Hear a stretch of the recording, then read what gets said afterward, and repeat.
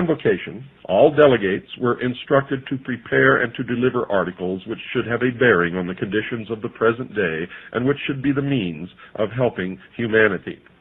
However, because of the limited amount of time at the disposal of those who could attend, only a few were enabled to prepare such lectures, with the results that there were not as many lectures delivered as might have been had the delegates had more time at their disposal. But even so, there were from 2 to 3 lectures each day, and most of these lectures will be found in this present volume, though many of the lectures cannot be given in book form, as they were only delivered as from teacher to those of the inner circle. From the beginning of the month until the day of the 13th, there were lectures in the Assembly Hall, which had been built in 1910 for the express purpose of holding these yearly convocations. But on the 13th, there were no lectures, as all of the day was required for making the preparations necessary in order that the ancient mysteries might be given to the delegates in a form of symbolism consisting of 3 degrees. I can do no better than to give the article prepared by Grace K. Morey of Buffalo, New York, the secretary of the Rose Cross Sacred College for the Buffalo, New York papers, and which appeared in the Buffalo Express, July 16, 1916.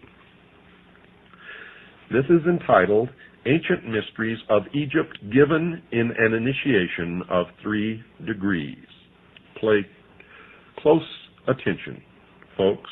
for what you're going to hear now confirms much of what I have been revealing to you in the series on the Hour of the Time known as the Mystery Schools. Quoting from the book once again, under the authority of the Rose Cross Order, founded in America in 1858, prominent delegates of the order were gathered in the most remarkable conclave held during the last 5,000 years, the publication of whose records now opens to the world the connection of Egypt in her ages of true religion, power, and glory with the mystic seal of the United States, whose heraldic symbolism declaring the mighty destiny of America has until now only been known to a limited number. Not anymore. At Beverly Hall, in the beautiful Tohican Valley, about 4 miles from the town of Quakertown, men and women of all ranks of life and from all parts of the world, high Masons and members of the Eastern Star, physicians, teachers, authors, and members of all denominations, inclusive of the Hebrew, all these assembled at the call of the Grand Master of the Rose Cross Order for the 68th Convocation. And that should silence the cockroaches who are now scurrying from the light, who say that they are not all one order.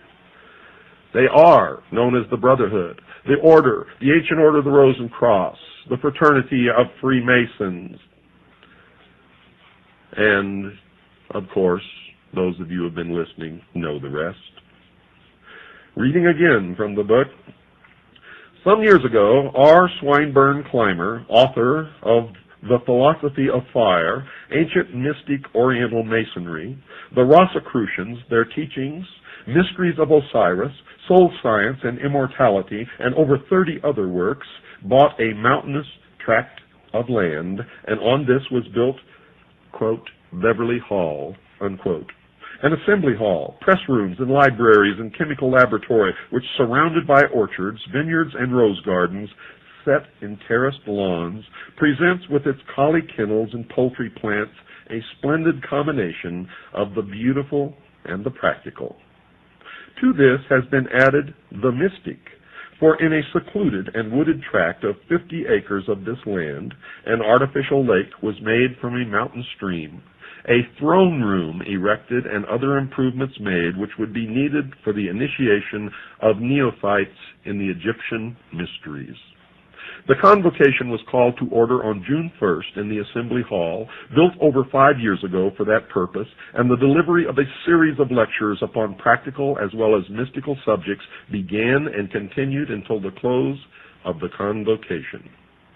The delegates and teachers presented the lectures, which were followed by discussions upon the subjects of eugenics, scientific motherhood, code of ethics for the schools and home, spiritual Christianity, that's a joke,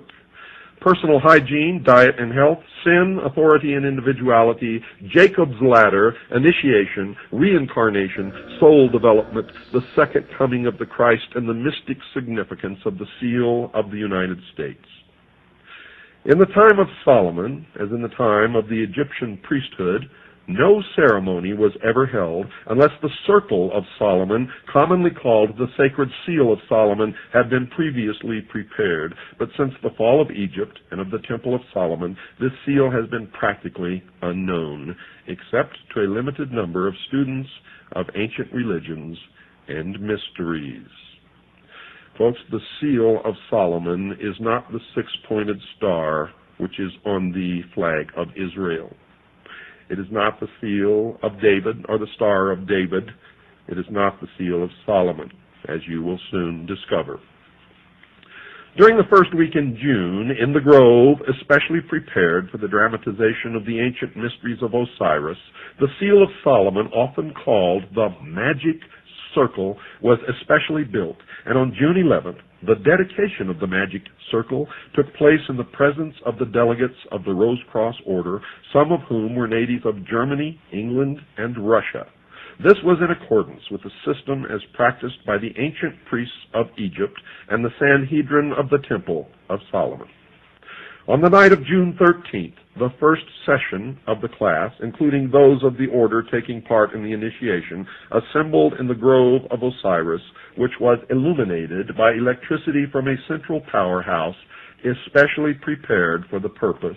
and the initiation of the ancient mysteries of Egypt in 3 degrees and 6 scenes. All students of the ancient mysteries and religions know that in the Temple of Solomon there were 3 courts. The outer court for the people being composed of 700 selected teachers and leaders. These were members of the first degree, Illuminati called also seekers, travelers, or soldiers.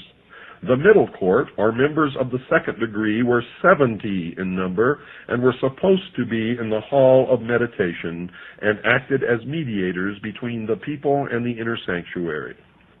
Above all was the inner court, or circle of the 7 priests and the master or high priest,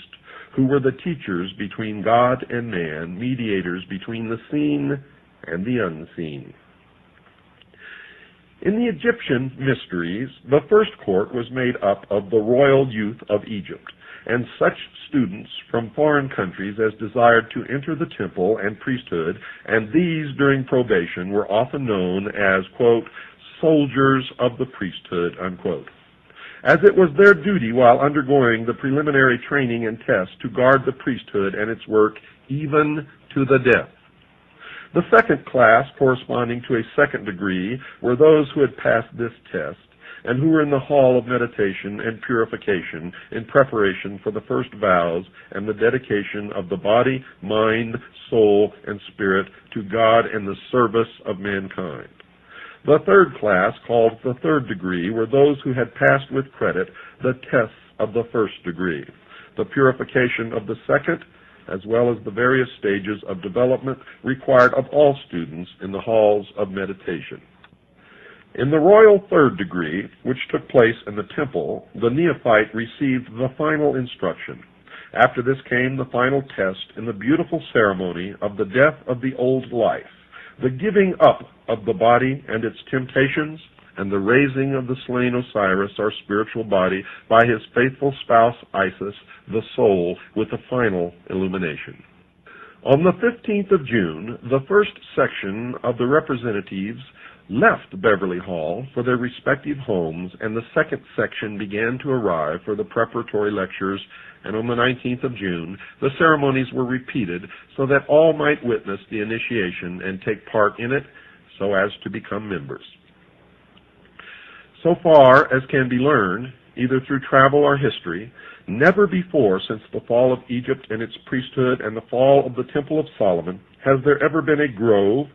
a lake to represent the Nile, a magic circle, or a temple prepared